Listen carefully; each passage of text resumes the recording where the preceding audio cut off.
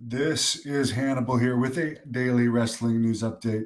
NXT did a 0.14 rating Tuesday night, and Dana White appeared on the Full Send podcast today. Didn't say much negative about Conor McGregor. Said basically up in the air whether him or John Jones ever fight again, although they both seemingly want to fight.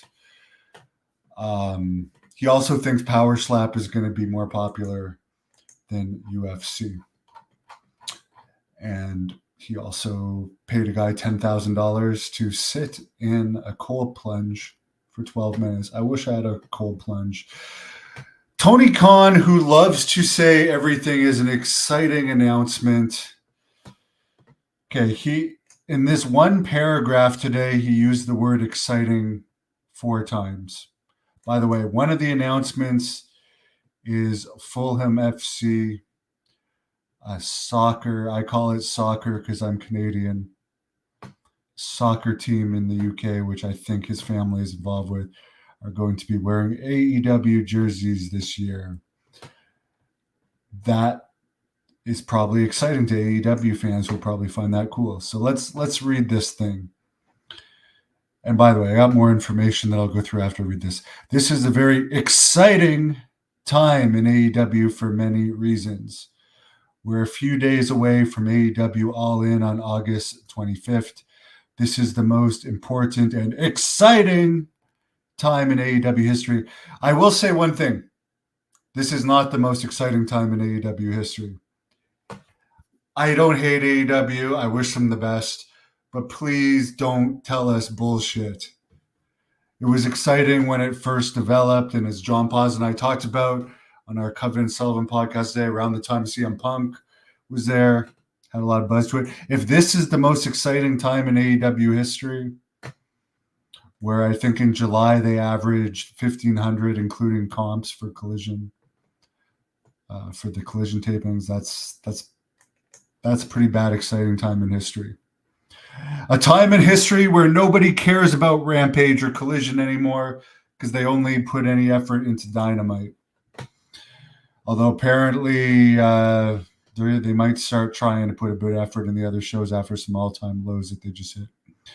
In addition to what's happening in the ring, there are so many exciting things happening. Again, exciting things happening behind the scenes in AEW right now.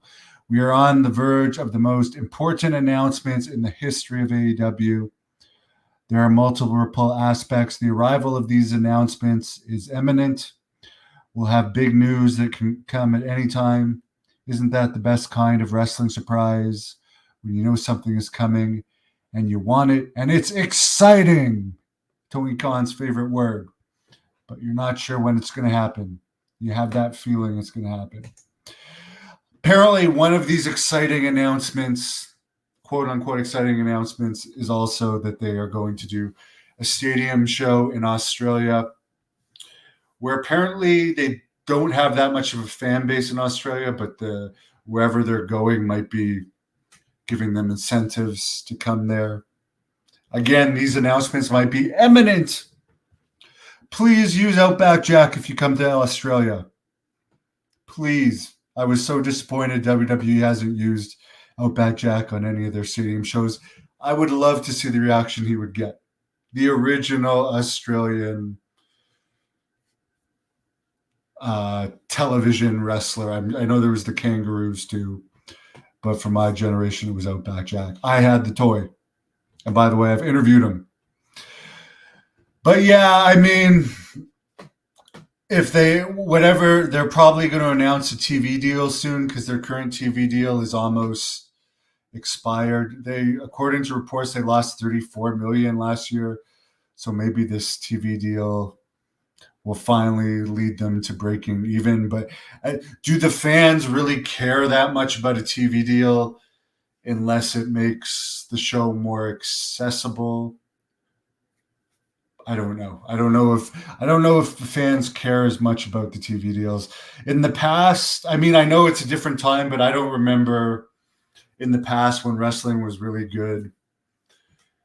Like, people just watched it. They wouldn't really care where they watched it, whether it was in syndication or wherever. But I guess now where you're playing has a lot to do with how much money you're making.